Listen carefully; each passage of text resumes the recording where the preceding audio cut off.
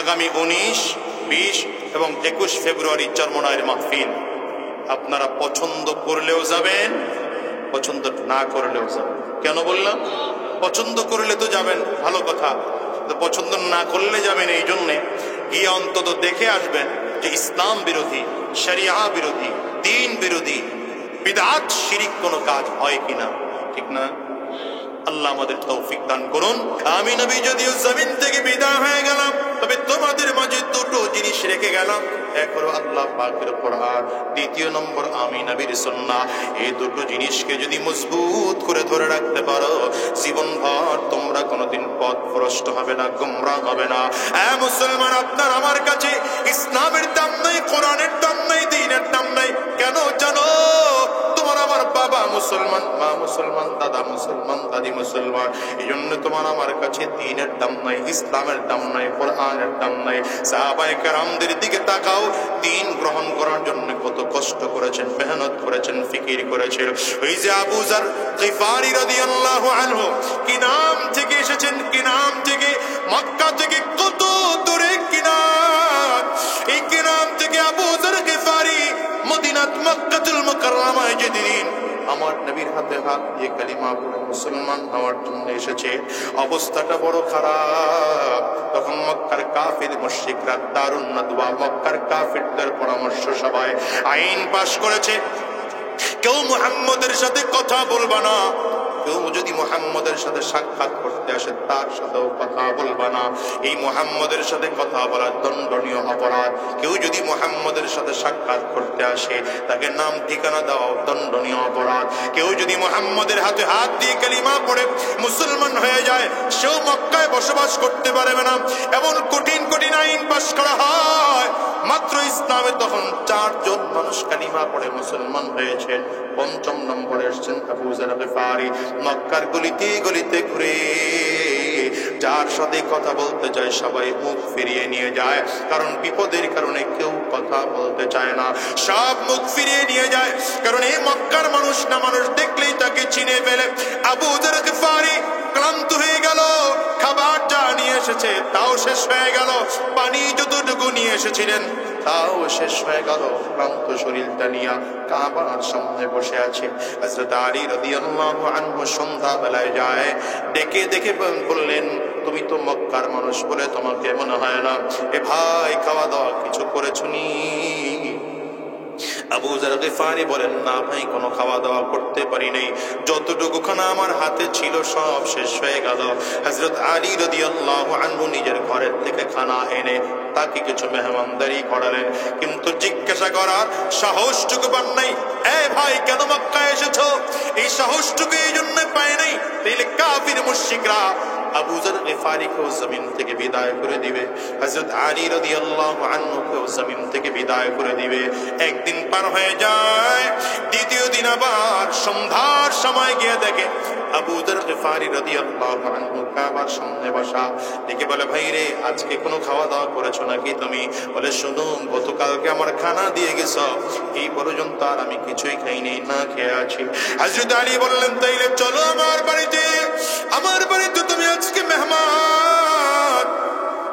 আবু যার গিফারিকে হযরত আলী রাদিয়াল্লাহু আনহু তার বাসায় নিয়ে আসলেন, খানা খাওয়াচ্ছেন। আর জিজ্ঞাসা করলেন, ভাই কেন এসেছো মক্কায়, কি খুঁজে এসেছো? কোনো ব্যবসা বাণিজ্য করার জন্য এসেছো নাকি? আবু যার গিফারি বলেন, ভাই রে, তোমার কাছে বলা যাবে না কেন এসেছি, কারণ আবু যার গিফারি নিজেও ভয়ে আছেন, কার কাছে বলে কোন বিপদে পড়ে যাব। হযরত আলী বলেন, ভাই আমারে বলো, কোনো অসুবিধা নাই। আবু যার গিফারি কয়, ভাই তুমি যদি নিজের আমানতদার মনে করো, কারো কাছে আমার কথা বলবে না, তাইলে আমি তোমারে বলতে পারি, কারণ কেউ কাউরে চিনে না। হযরত আলী বলেন, তুমি আমাকে আমানতদার মনে করতে পারো, কেন নিশ্চয় বলো। আবু যার গিফারি কয়, আসছি কেন জানো? শুনেছি মক্কায় নাকি মুহাম্মদুর রাসূলুল্লাহ নামে একজন নিজের নবী বলে দাবি করেছে। আমি আমার ভাইকে মক্কায় পাঠাইয়া আমি তার খোঁজ খবর নিয়েছি, সে সত্যিকার পয়গম্বর। তবে আমি তারে চিনি না, কোনদিন আমি নবীর চেহারা দেখি নাই, এই জন্য তার ঠিকানা কোথায়, বাড়ি কোথায় তাও পর্যন্ত আমি জানি না, আমি তার খোঁজ খবর জানি না। তুমি কি আমার সন্ধান দিতে পারবে নাকি? হযরত আলীর চোখ দিয়ে পানিগুলো বের হয়, আর 2 হাত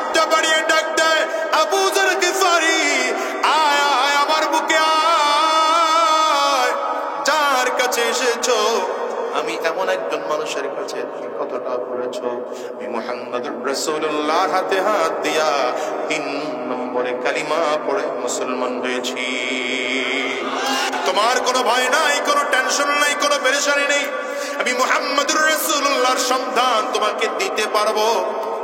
এখনই তোমাকে আমি সন্ধান দিতে পারবো না, নিয়েও যেতে পারবো না। কারণ আমি যদি তোমার নিয়ে যাই, মক্কার কাফির মুশরিকরা দেখবে, তাইলে তোমাকেও মারবে, আমাকেও মারবে। একটা রাত বাইতুল্লাহর সামনে গিয়ে কাটাও। আগামীকাল সকালবেলা আমি আমার ঘর থেকে বের হব, হাতের মধ্যে একটা ছোট্ট পাথর নিয়ে বের হব। এই পাথরটা নিয়ে নিয়ে চলবো। তুমি আমাকে পেছন দিক থেকে, দূর থেকে ফলো করবে, কেউ যেন আবার টের না পায় যে তুমি আমাকে ফলো করতেছো। আমি আমার হাতের পাথরটা একটা গলির দিকে ফিকে দেব। যেই গলির মধ্যে ফেলবো, বুঝবা সেখানেই মুহাম্মদুর রাসূলুল্লাহ আছে। আবু যার গিফারি কয়, এই একটা রাত আমার জীবনের এত লম্বা রাত মনে হয়েছে, এমন লম্বা রাত আমার জীবনে আমি কোনোদিন কাটাই নাই। আমার কাছে মনে হলো কখন যে সকাল হবে, কখন যে পূর্ব আকাশে সূর্য উঠবে, আর কখন যে আমি আমার নবীরে দেখবো। আমি বারবার করে ঘুমাই। আবু যার গিফারি বলে, বাইতুল্লাহর সামনে আমি একবার ঘুমাই, আবার উঠি, আবার দাঁড়াই, আবার একটু হাঁটি, আবার ডান কাঁধে যাই, আবার বাম কাঁধে যাই। আরে কখন জানি আমার নবীর সাথে সাক্ষাৎ হয়ে যাবে। সকাল হয়ে গেল। আলী রাদিয়াল্লাহু আনহু তার ঘর থেকে বের হইলেন, ছোট্ট পাথর হাতের মধ্যে নিলে। আমার নবী যেখানে আছেন সেই গলিতে, অর্থাৎ দারুল আরকামে যায়েদ ইবনে আরকাম রাদিয়াল্লাহু আনহুর বাড়িতে সাফা পাহাড়ের পাদদেশের এই গলির মধ্যে পাথরটা ফেঁকে ফেললেন। আবু যার গিফারির বুঝতে আর বাকি নাই, এখানেই বুঝে আমার নবী রাহমাতুল লিল আলামিন আছে। হযরত আলী আগেই বলে রাখছেন, ভাইরে আমি ঢুকতে পারবো না, তাইলে বিপদ। কারণ ওখানে নবীজি আছে, এটা ওরা জানলে নবীর উপরে আক্রমণ করবে। আবু যার গিফারি কয়, পাথরটাকে ফলো করে করে আমি সামনের দিকে আগাই, গলি দিয়ে দিয়ে ঢুকি। আমার মনে হয় নবীজির ঘ্রাণ এসে আমার নাকের মধ্যে লাগে। আমি একটু একটু করে সামনের দিকে আগাই, একটু দূরে গেলেই দেখি একটা পর্দা দরজার মধ্যে ফেলানো। আমি ভেতরে সামনের দিকে দাঁড়ায় একটা সালাম দিলাম, আসসালামু আলাইকুম ওয়া রাহমাতুল্লাহ। ভেতর থেকে এত চমৎকার কণ্ঠের আওয়াজ আসলো। আওয়াজ শুনে মনে হয় এই দুনিয়ার সাধারণ কোনো মানুষ নয়, এই আল্লাহর পয়গম্বরের আওয়াজ। নবী আমার আমাকে ভেতরে ঢোকার জন্য পারমিশন দিয়ে দিলেন। আবু যার গিফারি বলেন, আমি পর্দাটা উঠাইয়া আমার নবীর দিকে তাকাইলাম। আমার নবীর চেহারা এত সুন্দর। সর্বপ্রথম যখন নবীজির চেহারা আমি দেখলাম, আমার কাছে মনে হলো আকাশের চাঁদের থেকে আমার নবীর চেহারা আরো সুন্দর, আরো সুন্দর। এই নবীর চেহারা দেখে আমার কাছে মনে হলো এমন চেহারাওয়ালা মানুষ কোনদিন মিথ্যাবাদী হতে পারে না। আমি তাড়াতাড়ি করে গিয়ে হাতটা নবীজির কাছে বাড়িয়ে দিলাম। হুজুর, হাত বাড়িয়ে দিলাম, আমার কালিমা পড়িয়ে দেন, মুসলমান বানিয়ে দেন। আর দেরি করব না, কালিমা পড়ে মুসলমান হয়ে যাব। এই আবু যার গিফারি রাদিয়াল্লাহু আনহু এত চমৎকার একজন মানুষ, যিনি এরপর থেকে আমার নবীর খেদমতে ছিলেন, নিজের জন্য একটা আলাদা ঘর পর্যন্ত তৈয়ার করেন নাই।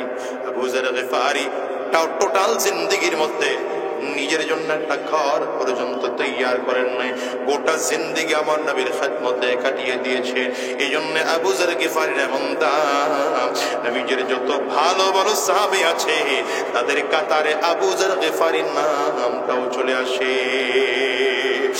দুনিয়ার মুসলমান এই জন্য বলে যাই, শোনো, দুনিয়ার গোটা মানুষের কোনো দাম নাই, কোনো মূল্য নাই, কিন্তু নবীজির আদর্শে যদি কেউ আদর্শবান হতে পারে, সেই মানুষটার দাম আল্লাহর কাছে হয়ে যায়। এই জন্য মুসলমান সাবধান করে বলে যায়, শয়তান তোমাকে ধোঁকা দিয়ে দিয়ে বারবার করে কোরআন বিমুখ করে দিতে চাইবে, ইসলাম বিমুখ করে দিতে চাইবে, নবীর বিপক্ষে নিয়ে যেতে চাইবে। সাবধান, দিন ছাড়া মানুষের কোনো মূল্য নাই, ইসলাম ছাড়া মানুষের যাররা পরিমাণ মূল্য নাই। যেই মানুষের মধ্যে ঈমান নাই, আল্লাহর কাছে এই মানুষটার কোনো মূল্য নাই। এই জন্য যদি দামি মানুষ হতে চাও, আজকের ময়দান থেকে ওয়াদা করে যাও, যত থাকবো, কোরআন ও সুন্নাহ অনুযায়ী নিজের জীবনকে সাজাবো, নবীজির তরিকায় নিজের জীবনটাকে সাজাবো, নবীজির আখলাক আর সিরতটাকে আমি আমার জীবনে বাস্তবায়ন করব। কারা কারা তৈয়ার আছো ওয়াদা করতে? দুইটা হাত উঁচু করে ফেলো, আওয়াজ দিয়া চিৎকার করে জোরে ডাকো আল্লাহ, আরো জোরে ডাকো আল্লাহ, চিৎকার করে বলো আল্লাহ, আরো জোরে আওয়াজ দিয়া চিল্লা বলো না আল্লাহ। দয়ার মালিক, আয় আল্লাহ, আমরা দুইটা হাত উঁচু করলাম, আর হারাম রাস্তায় কদম বাড়াবো না, শয়তানি রাস্তায় কদম বাড়াবো না, গুনাহের রাস্তায় কদম বাড়াবো না। যতদিন এই জমিনের মধ্যে বেঁচে থাকবো, তোমার নবীর সুন্নাহ তরিকায় চলবো, ইসলামের পথে চলবো। আল্লাহ তুমি কবুল করে নাও, কবুল করে নাও। জবান খুলে বলো আমিন, আওয়াজ দিয়া চিল্লায়া জোরে বলো আল্লাহুম্মা আমিন। ফাতাকরাউনাল কুরআন, সাহাবীরা তোমরা কি কোরআন পড়ো না? সাহাবায়ে কেরাম বললেন বালা, অবশ্যই কোরআন পড়ি।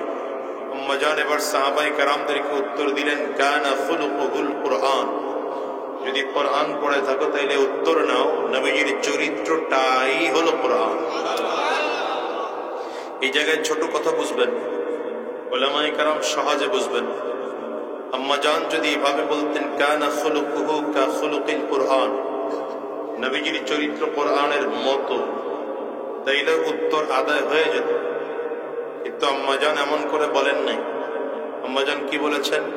কানা খুলুকুহুল কুরআন। পার্থক্যটা কি?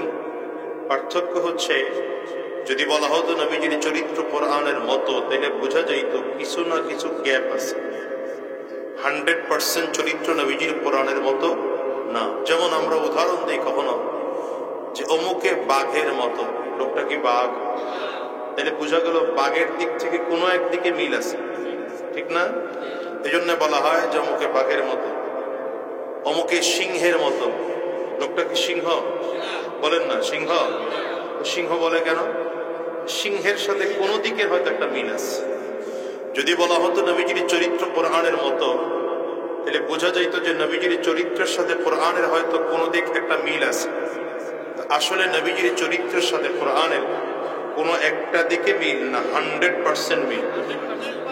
100 না এর উপরেও যদি কিছু থাকে, 100 না এর উপরেও যদি কিছু থাকে, সেই পরিমাণ আমার নবীর চরিত্রের সাথে কোরআনের মিল। ঠিক না ঠিক বলেন?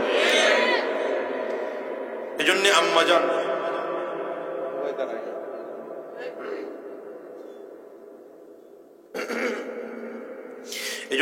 জান এমন এক উত্তর দিয়েছেন, সাহাবায়ে কেরাম আম্মা জানের এক কথায় হাজার প্রশ্নের উত্তর পেয়ে গেছে।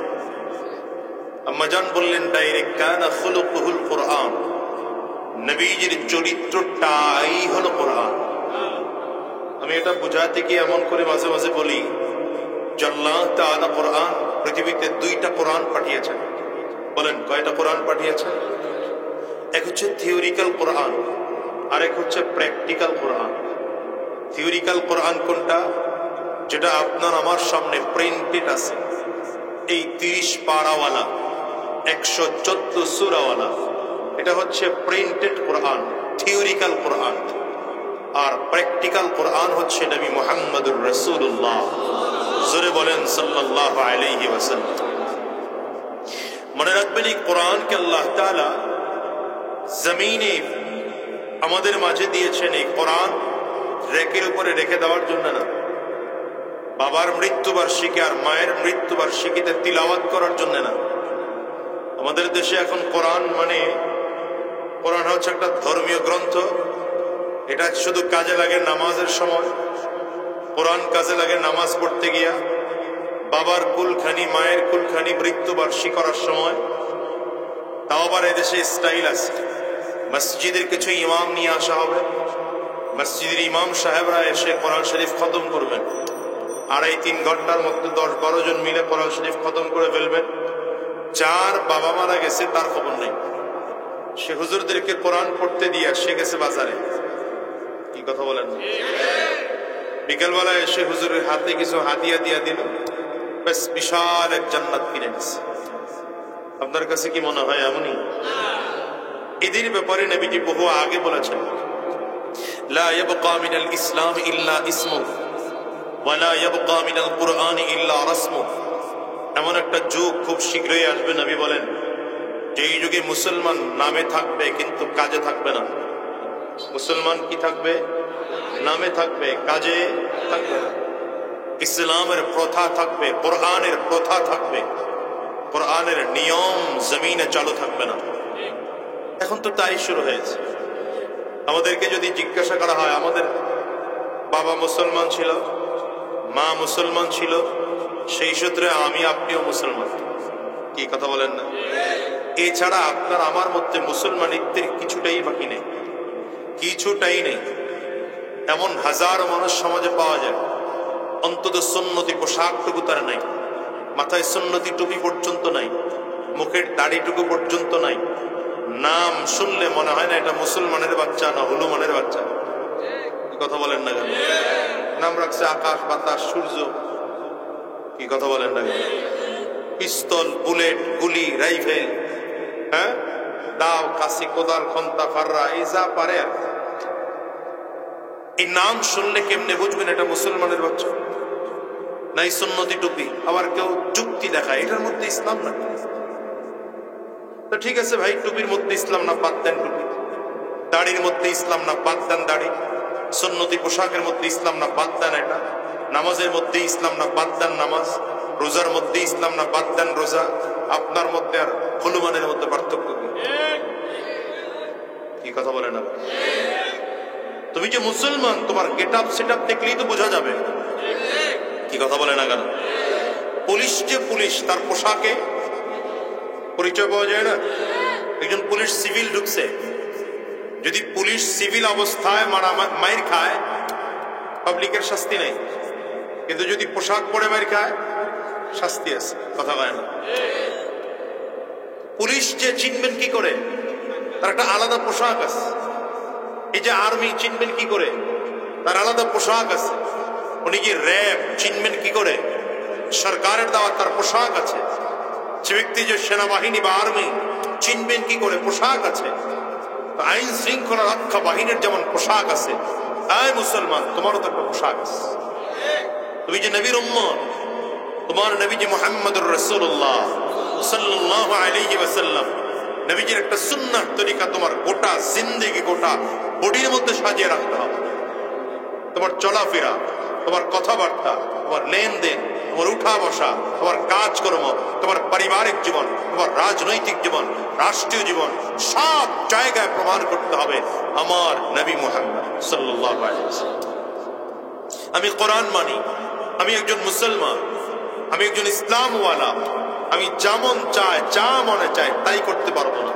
যা মনে চায় তা করবে হিন্দু, যা মনে চায় তা করবে বৌদ্ধ, যা মনে চায় তাই করবে এটা খ্রিস্টান, যা মনে চায় তাই করবে সে মুসলিম। মুসলমান যা মনে চায় তা করতে পারে না, ঠিক না? নবীকে জমিনে আল্লাহ তাআলা এই জন্য পাঠিয়েছেন। যদি আমার নবীকে পাঠানো না হতো, তাহলে পৃথিবীর মানুষ বলতো যে কোরআনের বিধান পৃথিবীর মানুষের দ্বারা বাস্তবায়ন করা সম্ভব না। পৃথিবীর মানুষ কোরআনের বিধান বাস্তবায়ন করতে পারবে না। পৃথিবীর মানুষ কোরআন অনুযায়ী নিজের জীবন গড়তে পারবে না। এই জন্য আল্লাহ তাআলা আমাদের মতো রক্ত গোশত একজন মানুষকে নবী বানাইয়া জমিনে পাঠিয়ে গোটা কোরআনটা তার সিরত বানিয়ে গোটা জমিনের মানুষকে বুঝাইতে চান, আরে কোরআন চাইলে একজন মানুষ বাস্তবায়ন করতে পারে। শুধু তাই না, নবীজির ইন্তেকালের পরে নবীজির সাহাবায়ে কেরাম আবু বকর, হযরত উমর, হযরত উসমান, হযরত আলী রাদিয়াল্লাহু আনহুম, এই সাহাবায়ে কেরাম এমন চমৎকার জীবন গঠন করেছেন, কোরআন ও সুন্নাহ অনুযায়ী নিজের জীবন কেমন করে সাজিয়েছেন। কেউ যদি বলে আরে নবীকে তো আল্লাহ তাআলা নবী বানিয়েই পাঠাইছেন, তো নবী তো পারবেই কোরআনের মতো চরিত্র গঠন করতে, আমরা তো আর পারবো না। আরে তুমি তাকাও সেই আবু বকরের দিকে, সেই ওমর ফারুকের দিকে, সেই উসমান বিন আফফানের দিকে, সেই আলী রাদিয়াল্লাহু আনহুর দিকে, যার জন্ম তোমার থেকে ভালো ছিল না। আবু বকর সিদ্দিক রাদিয়াল্লাহু আনহুর জন্মসূত্র আপনার আমার তুলনায় খুব ভালো, খুব ভালো না। কারণ আপনি আমি তো জন্মগ্রহণ করেছি, আপনার আমার মা মুসলিমা, বাবা মুসলিম, মা মুমিনা, বাবা মুমিন। কথা বলেন, আপনার আমার জন্মের পরে ডান কানে আজান, বাম কানে ইকামত দেওয়া হয়েছে। আপনি আমি জন্মের পরে বাবার মুখে দাঁড়িয়ে দেখেছি, বাবার মুখে জবানে কোরআনের তিলাওয়াত শুনেছি। আপনার আমার জন্মের পরে হাজারো মাহফিলের আওয়াজ কানে ঢুকেছে, আপনার আমার কানে মসজিদের মাইকের আওয়াজ ঢুকেছে। আপনার আমার জন্মের পরে ইসলামিক পরিবেশ পেয়েছি। সাহাবায়ে কেরাম এই পরিবেশ পাননি। সাহাবায়ে কেরাম জন্মসূত্রে বাবা ছিলেন মুশরিক, মা ছিলেন মুশরিকা, বাবা ছিলেন কাফির, মা ছিলেন কাফিরা। সাহাবায়ে কেরাম জন্মের পরে আজানের শব্দ শোনেন নাই, জন্মের পরে কোরআন তিলাওয়াতের শব্দ শোনেন নাই। সাহাবায়ে কেরামদের জন্মসূত্র আপনার আমার তুলনায় ভালো না, আপনার আমার তুলনায় খারাপ। কিন্তু সাহাবায়ে কেরাম জন্মসূত্রে ছিলেন জাহান্নামের আসামি। কিন্তু এই সাহাবায়ে কেরাম নবীজির হাতে হাত দিয়ে কালিমা পড়ে যখন মুসলমান হয়ে গেলেন, এত দামি হয়ে গেলেন, গোটা পৃথিবীর মানুষের আমল নামা এক করলেও একজন সাহাবীর এক ওয়াক্ত নামাজের সমতুল্য হয় না। কি ঠিক না? হযরত ওমর রাদিয়াল্লাহু আনহু রওনা করেছেন নবীজির মাথা আনার জন্য। নবীজির মাথা কেটে আনার জন্য যে রওনা করে, তার থেকে বড় অপরাধী দুনিয়া আছে? আল্লাহু আকবার। হযরত ওমর রওনা করেছেন নবীজির মাথা আনার জন্য। কেন?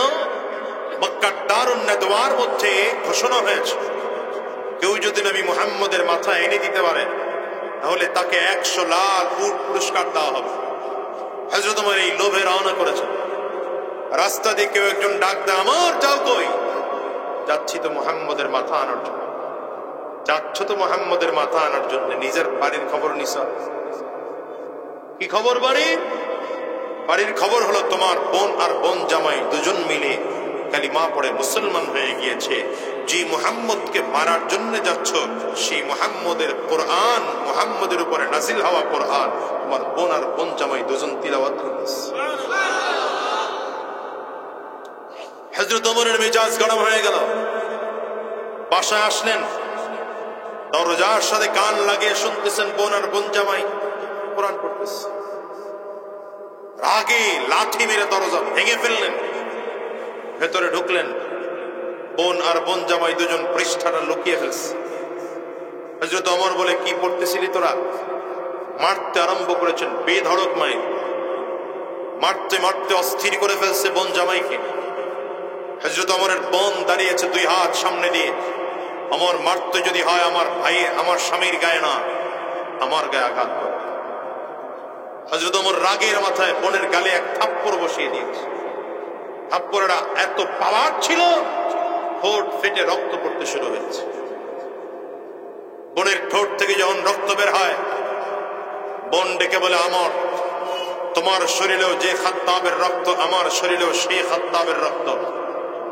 সাবধান করে বলি, আমাকে মেরে মেরে জমিন থেকে বিদায় করে দিতে পারো।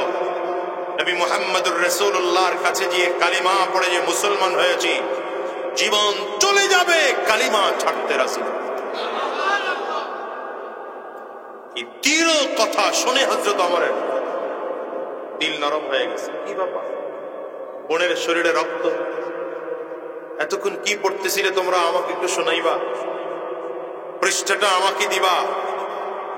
বোন বলে, এই পৃষ্ঠা তোমাকে দেওয়া যাবে না, আমি নাপাক অবস্থায় আছি। হযরত ওমর বলে, কি করে আমার কাছে দেয়া যায়? পবিত্র হব কিভাবে? বোন বলতেছেন, যদি পবিত্র হতে হয় আমার পদ্ধতি অনুযায়ী যাও, গোসল করে আসো, পবিত্র কাপড় পরে আসো। হযরত ওমর পবিত্র কাপড় পরে আসছে, ওযু করে গোসল করে সামনে দাঁড়িয়েছে। পৃষ্ঠা হাতে দেওয়া হলো, কুরআনুল কারীমের আয়াত সেখানে লেখা ছিল। পৃষ্ঠা হাতের মধ্যে নিয়ে পড়তেছেন। পড়তে পড়তে শেষ পর্যন্ত এই আয়াত পড়তেছেন, ইন্নানি আনাল্লাহ, ইন্নানি আনাল্লাহ, লা ইলাহা ইল্লা আনা ফা'বুদনি ওয়া আকিমিস সালাতা লিযিকরি। কোরআনের পৃষ্ঠা পড়তে পড়তে, আয়াত পড়তে পড়তে হযরত ওমরের চোখ দিয়ে পানি পড়তে শুরু হয়েছে। পৃষ্ঠাটা বুকের সাথে লাগিয়ে এক হাতে বোনকে ধরলেন, আর এক হাতে বোন জামাইকে ধরলেন, আর ডেকে বলে, এত চমৎকার কোরআনের আয়াতের তিলাওয়াত যেখানে শেখানো হয়, তাড়াতাড়ি করো, আমারে সেখানে নিয়ে চলো। হযরত ওমর সামনের দিকে চলতে আরম্ভ করেছে। এক পাশে বোন জামাই, আর এক পাশে বোন, দুজন চলতেছে। রাসূলুল্লাহ সাল্লাল্লাহু আলাইহি ওয়াসাল্লাম সাফা পাহাড়ের পাদদেশে যায়েদ ইবনে আরকামের বাড়িতে বসা। নবীজি দূর থেকে তাকিয়ে দেখতেছেন ওমর আসতেছে। এখনো কোমরের মধ্যে তরবারিটা খোলা রাখা আছে, খাপ থেকে বের করা। সাহাবায়ে কেরাম দাঁড়িয়েছেন, পয়গম্বর যদি আপনি বলেন ওমরকে জমিন থেকে বিদায় করে দেব, এরপর ইসলামের দুশমনকে জমিনে বাঁচতে দেব না। রাহমাতুল লিল আলামিন বললেন, অপেক্ষা করো, দেখি ওমর কি করতে চায়। নবীজির মনে তো বিশ্বাস, আমি তো এই ওমরের জন্য আল্লাহ পাকের কাছে দোয়া করেছি, কারণ রাহমাতুল লিল আলামিন হাত উঁচু করে আল্লাহ পাকের কাছে দোয়া করেছেন, আল্লাহুম্মা আ'ইজ্জিল ইসলাম বিআহাদিল উমরাইন। আয় আল্লাহ, দুই ওমরের মধ্য থেকে এক ওমরকে ইসলামের ছায়াতলে এনে ইসলামের সম্মান বাড়িয়ে দাও, মর্যাদা বাড়িয়ে দাও। ইসলামের কাছে আনে ওমরের সম্মান বাড়িয়ে দাও। আল্লাহ তাআলা দুই ওমরের ব্যাপারে এক ওমরের দোয়া তো নবীর কবুল করবে। নবীজির কোন দোয়া আল্লাহ তাআলা কোনদিন ফেরত দেন না। রাহমাতুল লিল আলামিন অপেক্ষায় আছেন ওমর কি করতে চায়। হঠাৎ করে তাকিয়ে দেখেন হযরত ওমর সামনের দিকে আসতে আসতে নবীর সামনে এসে দাঁড়িয়েছে। রাহমাতুল লিল আলামিন নিজের ডান হাতের শাহাদাত আঙ্গুলি দিয়া হযরত ওমরের কোমরের মধ্যে হালকা করে একটা ধাক্কা দিয়েছে। নবীজি ধাক্কা দিয়ে বললেন, কেন আসছো? বলতে দেরি হয়। হযরত ওমর থরথর করে কাঁপতে আরম্ভ করেছে। নবীজির পায়ের কাছে বসে পড়ে তরবারিটা টান দিয়ে বের করেছে। হযরত ওমর নবীজির পায়ের সামনে তরবারিটা পিছিয়ে হাত আমার নবীর দিকে বাড়িয়ে দিয়ে বললেন, পয়গম্বর, এই তরবারি এতদিন ইসলামের বিরুদ্ধে চলেছে, কোরআনের বিরুদ্ধে চলেছে, দ্বীনের বিরুদ্ধে চলেছে। আজকে থেকে তরবারি আর ইসলামের বিরুদ্ধে চলবে না, জীবন চলে যাবে, তরবারি ইসলামের পক্ষেই চলবে। হুজুর আমারে কালিমা পড়িয়ে দেন, মুসলমান হয়ে যাব। হযরত ওমরকে নবীজি কালিমা পড়িয়ে দিলেন, মুসলমান হয়ে গেল। হযরত ওমরের কালিমা পড়ার খুশিতে সাহাবায়ে কেরাম এত আনন্দিত হয়েছেন, সাহাবায়ে কেরাম জোরে আল্লাহু আকবার বলে চিৎকার করেছেন। চিৎকারের এত আওয়াজ ছিল, বাইতুল্লাহর সামনে আবু জাহাল, আবু লাহাব, উতবা, শায়বা, মক্কার বড় বড় কয়েকটা কাফিরদের লিডার বসা ছিল, এরা নাম দিয়ে দাঁড়িয়ে গিয়েছে। সাফা পাহাড়ের ভেতরে কি হলো? এতদিন মুসলমানরা জোরে আওয়াজ দিয়ে কথা পর্যন্ত বলতে পারতো না, কারণ এতদিন ইসলাম গোপন অবস্থায় ছিল, গোপন অবস্থায় ছিল, প্রকাশ করা নিষেধ ছিল। আজকে মুসলমানদের এমন কি হলো যে মুসলমানরা আজকে এমন আওয়াজ দিয়ে উঠলো? হযরত ওমর নবীজির কাছে ডাক দেয়, পয়গম্বর যদি আপনি আমারে অনুমতি দেন, আপনার অন্যান্য সাহাবীদেরকে লইয়া তাকবীরের আওয়াজ দিতে দিতে বাইতুল্লাহ পর্যন্ত যেতে চায়। এই যে মুসলমান এখন তাকবীর দেয়, যে এই তাকবীর প্রথম শিখিয়েছেন ইসলামের ইতিহাসে হযরত ওমর। আল্লাহু আকবার। হযরত ওমর ডেকে বললেন, পয়গম্বর যদি আপনি অনুমতি দেন, আপনার এই মাত্র 40 জন সাহাবী, এই সাহাবীদেরকে লইয়া তাকবীরের ধ্বনি দিতে দিতে বাইতুল্লাহ পর্যন্ত পৌঁছাইতে যায়। সব মুসলমানরা পেছনে পেছনে চলতেছে, হযরত ওমর সামনের দিকে চলতেছে। হযরত ওমর সামনের দিকে আগায় আর জোরে আওয়াজ দেয়, লিল্লাহি তাকবীর। বলেন না, লিল্লাহি তাকবীর। আর জোরে, লিল্লাহি তাকবীর, লিল্লাহি তাকবীর। এই আল্লাহু আকবারের আওয়াজ এমন এক আওয়াজ, এই আওয়াজ শুনলে বাতিলদের হৃদয়ে কম্পন তৈরি হয়, ঠিক কিনা? চিল্লায় বলেন। এটা এমন এক আওয়াজ, এই আওয়াজ শুনলে জালিমদের হৃদয়ে কম্পন তৈরি হয়। এটা এমন এক আওয়াজ, বেঈমানদের হৃদয়ে কম্পন তৈরি হয়। এই জন্যই তো মুসলমানরা যখন তাকবীরের ধ্বনি দিয়া ঢাকার রাজপথে 5ই আগস্ট নেমেছিল। বেঈমান আর জালিম দুপুরের খানা না খাইয়া পালাতে বাধ্য হয়েছে। তবে এই আওয়াজ সবার কাছে ভালো লাগে না। যদিও মুসলমানের সন্তান, যদি ইমানদারের সন্তান, যদিও ইমানদার নিজের দাবি করে, কিন্তু ভেতর থেকে কুফর বের করতে পারে না এমন কিছু মানুষ আছে না নাই? ভেতর থেকে শিরকের মহাব্বত এখনো বের করতে পারে নাই, ভেতরে এখনো কোরআনের মহাব্বত ঢুকাইতে পারে নাই, ভেতরে এখনো দ্বীনের মহাব্বত ঢুকাইতে পারে নাই। এই মানুষগুলোর কাছে কোরআনের আওয়াজ ভালো লাগে না, তাকবীরের ধ্বনি ভালো লাগে না। এরা তাকবীরের আওয়াজ শুনলে বলে মৌলবাদীদের আওয়াজ শোনা যায়। আমি বলতে চাই শোনো, মৌলবাদীদের আওয়াজ গোটা দুনিয়া ছিল, আছে, থাকবে। যারা মৌলবাদীদের আওয়াজ বন্ধ করতে চায় ওরা দুনিয়ায় থাকতে পারবে না। এই আওয়াজ করে চিল্লা বলো ঠিক কিনা? তাকবীরের আওয়াজ চলবে কি চলবে না? আওয়াজ করে চিল্লায় বলেন, আওয়াজ দিয়ে বলেন লিল্লাহি তাকবীর।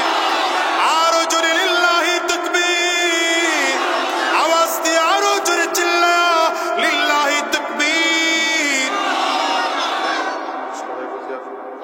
ইনকিলাবে আসরমদের লা ইলাহা ইল্লাল্লাহ, লা ইলাহা ইল্লাল্লাহ, লা ইলাহা ইল্লাল্লাহ, লা ইলাহা ইল্লাল্লাহ। জোরে লা ইলাহা ইল্লাল্লাহ, লা ইলাহা ইল্লাল্লাহ, লা ইলাহা ইল্লাল্লাহ। এই কালিমা বিপ্লবী, তাই ভয় করি না আর কারো, ভয় করি না, ভয় করি না। আশক হাজার পান আরো, বদর উহুদ খন্দকে জয় এনেছি দাস দিকে। বদর উহুদ খন্দকে জয় এনেছি দাস দিকে। জালিম জনের প্রাসাদ স্বপ্ন দোলে দিতে দেই পাল্লা। লা ইলাহা ইল্লাল্লাহ, লা ইলাহা ইল্লাল্লাহ, লা ইলাহা ইল্লাল্লাহ। ইনকিলাবের আসরমদে লা ইলাহা ইল্লাল্লাহ, লা ইলাহা ইল্লাল্লাহ, লা ইলাহা ইল্লাল্লাহ। এ দুনিয়ার মুসলমান, তাকবীরের ধ্বনির এক পাওয়ার, লা ইলাহা ইল্লাল্লাহর এক পাওয়ার। লা ইলাহা ইল্লাল্লাহ বলার সাথে সাথে ভেতর থেকে কুফর বের হয়ে যায়, ভেতর থেকে শিরিক বের হয়ে যায়, ভেতর থেকে বিদআত বের হয়ে যায়, ভেতরে ঈমান বসবাস করতে আরম্ভ হয়ে যায়। মুসলমান শুধু তাই নয়, হিসাব দিলে দেখো তাকবীরের ধ্বনি এত চমৎকার ধ্বনি, যেই ধ্বনির আওয়াজের কারণে বেঈমানরা রাজপথ থেকে পালাতে বাধ্য হয়। ওই চট্টগ্রাম সিলেটের ইতিহাস জানো? সিলেটের জমিনে যখন গৌর গোবিন্দ ঘাটি গেড়ে বসেছে, মুসলমানদের ইতিহাস, মুসলমানদের ইতিহাস আর ঐতিহ্য মুছে দেওয়ার জন্য সিলেটের জমিনে শাহজালাল ইয়ামানী রাহমাতুল্লাহি আলাইহি সে শুধু তাকবীরের ধ্বনি দিয়েছে। গৌর গোবিন্দ টোটাল গোষ্ঠী সহ রাজপথ ছেড়ে পালাতে বাধ্য হয়েছে। চিল্লায় কেউ ঠিক কিনা? এই আওয়াজ মুসলমানদের কলিজার আওয়াজ, কথা কয় না? পারবে জন্য আওয়াজ দিতে? সবাই পারবেন আওয়াজ দিতে? লিল্লাহি তাকবীর। দুই হাত উঁচু করে চিৎকার করে জোরে লিল্লাহি তাকবীর। নারে তাকবীর। আল্লাহু আকবার। কোরআন সুন্নাহর আলো, কোরআন সুন্নাহ যেখানে, আলেম ওলামা যেখানে, পীর বুজুর্গ যেখানে, সুদ ঘোষ যেখানে, ঠিক আছে তো? সব ঠিক আছে, তবে সুদঘুষ এ রাস্তায় চলা যাবে। আর জোরে বলো। আমাদের দেশে নতুন নতুন করে কিছুদিন পর পর ইসলামের বিরুদ্ধে কথা বলার একদল লোক তৈরি হয়ে যায়। এই কথা গায় না কারণ আমি বলি 16টা বছর যারা জগৎথল পাথরের মতো এদেশের মানুষের উপরে জুলুম করেছে, অত্যাচার করেছে, ক্ষমতার দম্ভে অন্ধ হয়ে গেছে, ইসলামের বিরোধিতা করার কারণে ওরাই তো টিকতে পারে নাই। নতুন করে কেউ যদি ইসলামের বিরোধিতা করো, ইতিহাসের এমন আস্থা করে নিক্ষেপ করা হবে, তোমরা তলি খুঁজে পাবে না, তলি পর্যন্ত খুঁজে পাবে না। দুই হাত উঁচা করে চিৎকার করে বলো ঠিক কিনা?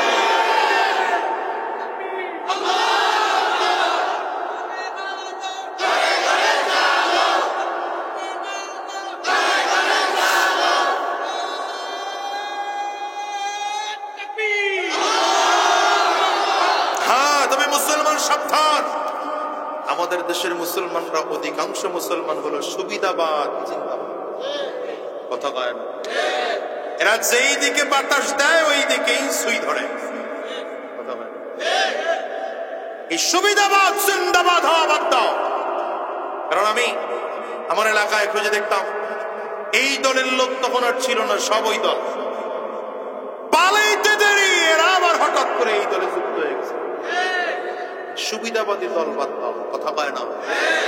ইসলাম কোন সুবিধাবাদীর দল নয়।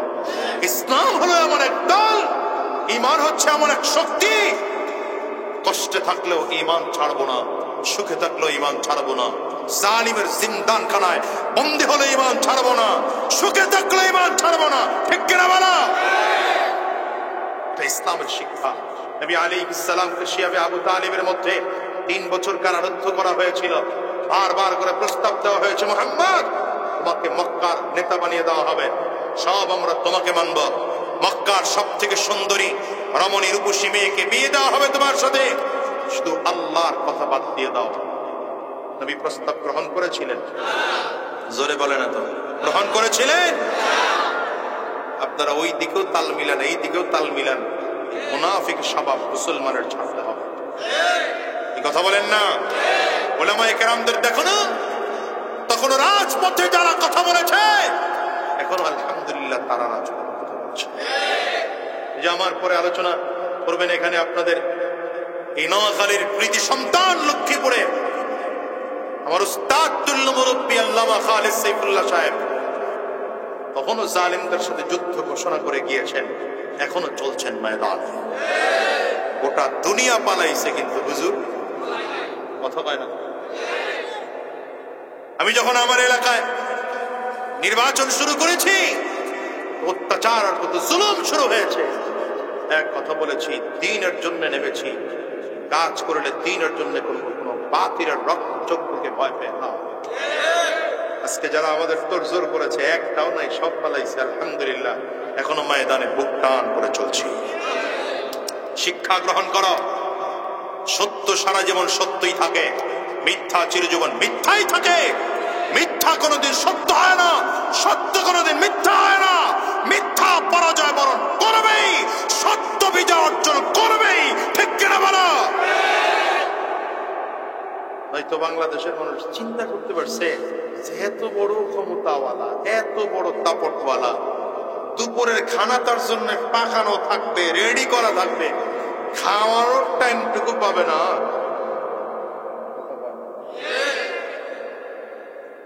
শিক্ষা গ্রহণ করো। আমরা উলামায়ে কেরাম তো জেলে মামলা হামলা কার বিরুদ্ধে করা হয়নি বলেন? সব ধরনের আলেমদের বিরুদ্ধে চক্রান্ত করা হয়েছে। আল্লামা দিলওয়ার হোসেন সাইদি সাহেবের বিরুদ্ধে মামলা দেওয়া হলো। কি মামলা? সামনে আগে বসেন, তাহলে তো ক্লিয়ার হয়ে যাবে। 1971-এ তিনি নাকি মানবতা বিরোধী ছিল। নাউজুবিল্লাহ, আর 5-10-12 দিন পরে কয় কি কয়? শয়তান বিশ্বাস করে মিয়া এগুলা। মামলা দেওয়া হলো আল্লামা মামুনুল হক সাহেবের বিরুদ্ধে। কি মামলা? তিনি ধর্ষণ করেছেন। আহারে মুসলমান। মামলা দেওয়া হলো আল্লামা খালেদ সাইফুল্লাহ ইউবির বিরুদ্ধে, গুলিস্তানে ককটেল নিক্ষেপ করেছেন। চরমনার পীর সাহেবের বিরুদ্ধে মামলা দেওয়া হলো, ৫,০০০ টাকা পকেট মেরেছেন।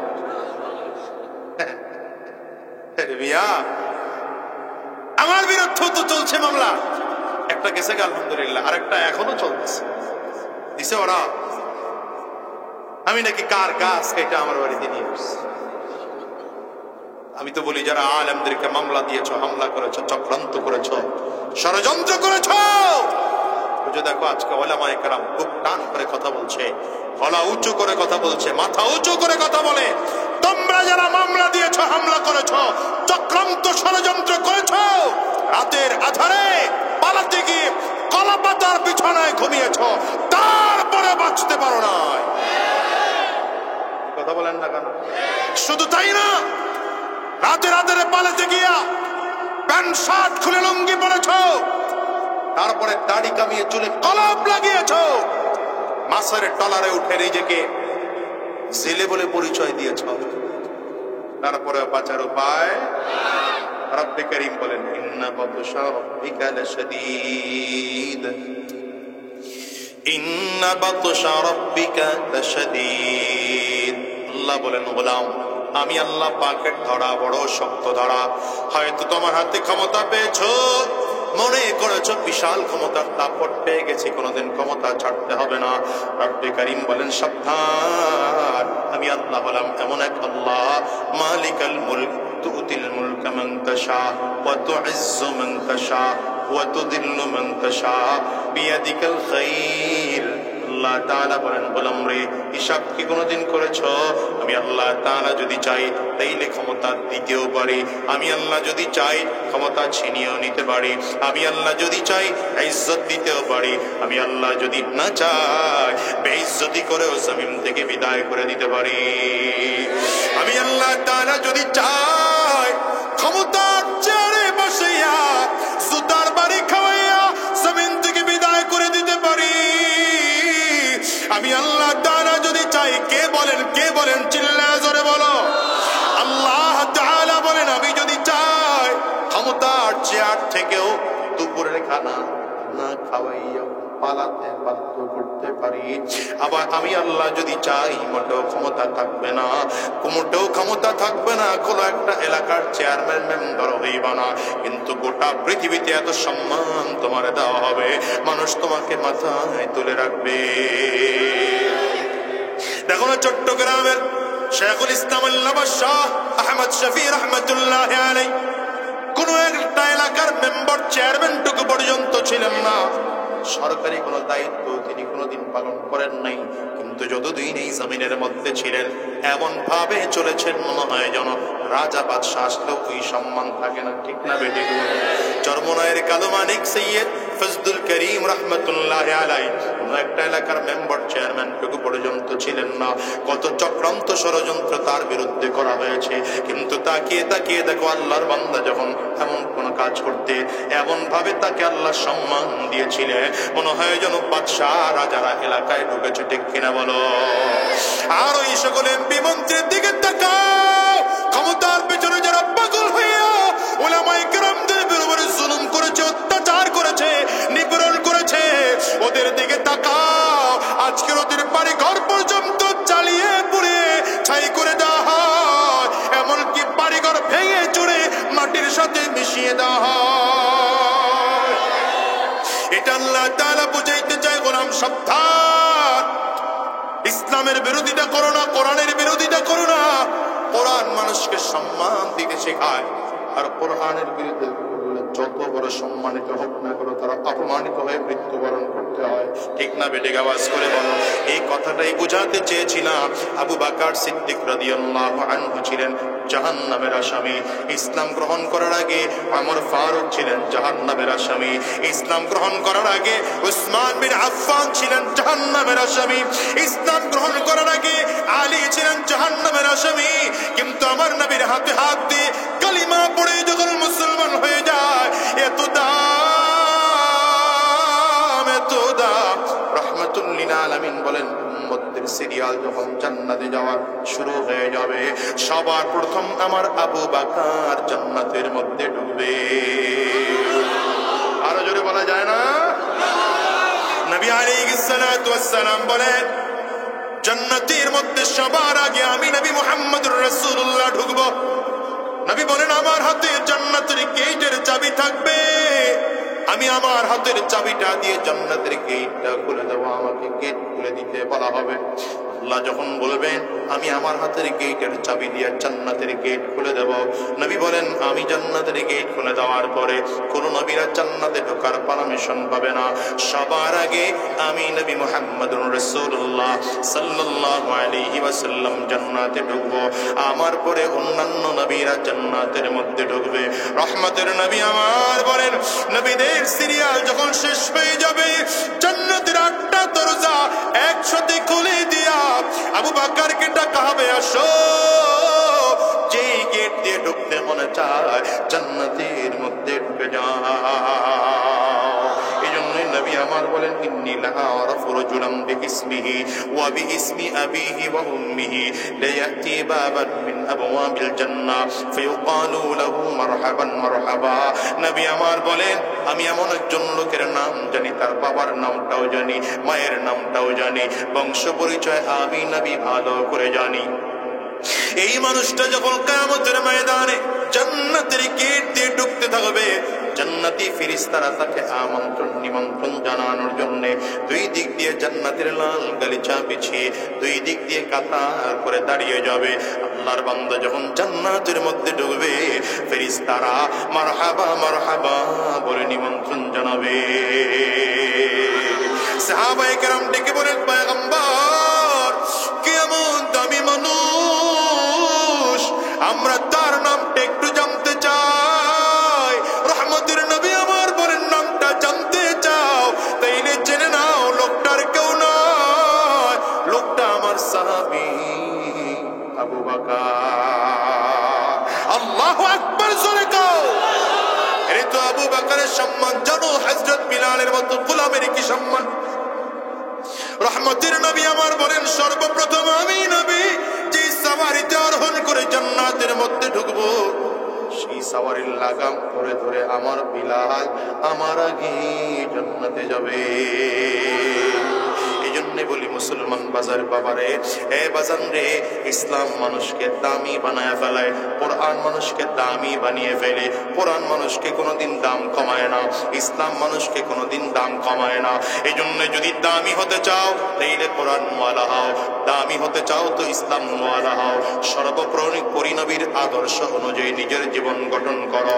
হ্যাঁ, রাহমাতুল লিল আলামিন দুনিয়ার জমিনে চিরজীবন থাকবেন না, আমার নবীও দুনিয়ার জমিনে নাই, জমিন থেকে বিদায় হয়ে গিয়েছিল। তবে রাহমাতুল লিল আলামিন গোটা জাতিকে বলে দিয়েছেন, তারাকতু ফীকুম আমরাইন লান তাদিল্লু মা তামাসসাকতুম বিহিমা কিতাবাল্লাহ ওয়া সুন্নাত রাসূলি। নবী আমার বলেন, তোমাদের মাঝে দুটো জিনিস আমি রেখে গেলাম। আমি নবী যদিও জমিন থেকে বিদায় হয়ে গেলাম, তবে তোমাদের মাঝে দুটো জিনিস রেখে গেলাম। এক হলো আল্লাহ পাকের কোরআন, দ্বিতীয় নম্বর আমি নবীর সুন্নাহ।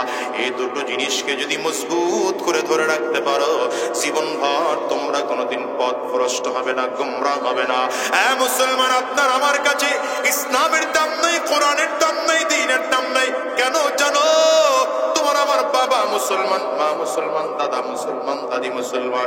এই জন্য তোমার আমার কাছে দ্বীনের দাম নাই, ইসলামের দাম নাই, কোরআনের দাম নাই। সাহাবায়ে কেরামদের দিকে তাকাও, দ্বীন গ্রহণ করার জন্য কত কষ্ট করেছেন, মেহনত করেছেন, ফিকির করেছেন।